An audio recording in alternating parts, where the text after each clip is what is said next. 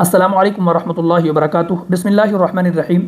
Social media پر ایک بیان بہت تیزی کے ساتھ وائرل ہو رہا ہے، اور وہ بیان ہے ایک ہندو مذہب کے بابا کا، جن کے عام طور سے پروگرام ہوتے ہیں، وہ عورتوں کے اور لوگوں کے بہت سارے سوالوں کے جواب بھی دیتے ہیں۔ لوگ ان سے بڑا اٹیچ رہتے ہیں، ان سے عقیدت رکھتے ہیں، لیکن انہوں نے اس مرتبہ عورتوں کے تعلق سے اتنا سخت بیان دیا ہے، جو سخت ہی نہیں بلکہ لڑکیوں کے، عورتوں کے کردار کو چوٹ پہنچا رہا ہے، اور عزت اچھالنے والا ان کا یہ بیان ہے۔ انہوں نے یہ کہا کہ جب عورت 4 جگہ لیو ان میں رہ کر کے منہ مارے گی تو وہ اپنا گھر شادی کے بعد کیسے بسا سکتی ہے۔ بہت سارے لوگ ان کے اس بیان سے اتفاق نہیں کر رہے ہیں، ان کو ٹرول کر رہے ہیں۔ آپ بھی کمنٹ باکس میں بتائیے گا کہ آپ ان کے اس بیان سے اتفاق رکھتے ہیں یا نہیں رکھتے۔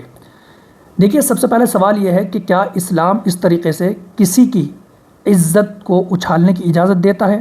ہم اس بات کا جواب قرآن میں تلاش کرنے کی کوشش کریں گے اور احادیث میں بھی تلاش کریں گے۔ جب ہم قرآن کریم کا مطالعہ کرتے ہیں تو سورہ حجرات کی آیت نمبر 11 کے اندر ہمیں یہ ملتا ہے کہ اللہ تبارک و تعالیٰ نے فرمایا کہ ایک دوسرے کو طعنہ مت دو اور برے القاب سے نہ پکارو، یعنی کسی کے نام کو بگاڑ کر نہ پکارو۔ اس آیت سے ہمیں یہ پتہ چل جاتا ہے کہ ہم کسی کو طعنہ نہیں دے سکتے، اور کسی کے خلاف ہم اس طریقے سے بات نہیں کر سکتے جس میں طعنوں کی بوچھار ہو۔ اور حدیث پاک کے اندر بھی ہمیں سبق ملتا ہے۔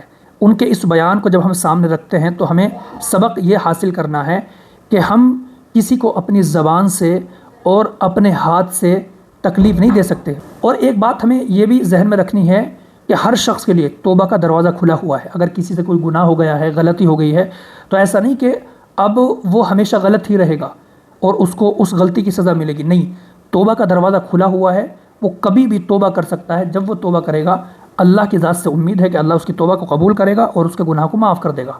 ہم کسی کو سرعام ذلیل نہیں کر سکتے اپنے بیان کے ذریعے سے، چاہے وہ لڑکی ہو، چاہے وہ لڑکا ہو، چاہے وہ مرد ہو، چاہے وہ عورت ہو، کہ ہم کسی کے تعلق سے بھی کسی کے کردار پر انگلی اٹھانے لگیں اور بات کرنے لگیں۔ یہ سراسر غلط ہے۔ دراصل مسئلہ یہ ہے اور پرابلم یہ ہے کہ ہم سوشل میڈیا کے بہت بڑے عادی ہو چکے ہیں، اور اسی وجہ سے ہم اس طرح کے بیانات دینے پر مجبور ہوتے ہیں اور پھر ہم متاثر بھی ہو جاتے ہیں۔ ہمیں یہ بات ذہن میں رکھنی چاہیے کہ بگاڑ صرف لڑکیوں میں نہیں ہے، اس سے زیادہ بگاڑ لڑکوں میں بھی ہے، اور حقیقت میں دیکھا جائے تو پورے معاشرے کے اندر، پورے سماج کے اندر بگاڑ ہے۔ تو پھر ہم صرف لڑکیوں کو کیوں ٹارگیٹ کریں؟ ہم صرف لڑکیوں پر ایسے عجیب بیان کیوں دیں؟ ہمیں پورے معاشرے کو، پورے کلچر کو صحیح کرنے کی ضرورت ہے، اس کی اصلاح کرنے کی ضرورت ہے۔ یہ کہاں کا انصاف ہے کہ ہم صرف لڑکیوں پر بات کرنے لگیں، ہم صرف عورتوں کو اور لڑکیوں کو ٹارگیٹ کرنے لگیں، ان کی عزت کو اچھالنے لگیں، ان کے کردار پر لمبی لمبی باتیں کرنے لگیں۔ ہمیں اپنی زبان پر کنٹرول رکھنا چاہیے، ورنہ یاد رکھیے گا یہ زبان ہمیں بربادی کے گڑھے میں پہنچا دے گی اور ہماری پوری زندگی کا بیڑا غرق کر دے گی۔ ہمیں اپنے معاشرے کو سدھارنا چاہیے، ہمیں کوشش کرنی چاہیے کہ ہم اپنے معاشرے کو سدھاریں۔ اور معاشرہ کب سدھرے گا؟ معاشرہ سدھرے گا پیار محبت سے، طعنوں سے نہیں سدھرے گا، اور عزت اچھالنے سے نہیں سدھرے گا، اور اس طریقے سے کنٹروورشل بیان دینے سے نہیں سدھرے گا۔ اگر آپ کسی کو سرعام سدھارنے کی کوشش کرنے لگیں، اصلاح کی کوشش کرنے لگیں، تو یہ ممکن نہیں ہے۔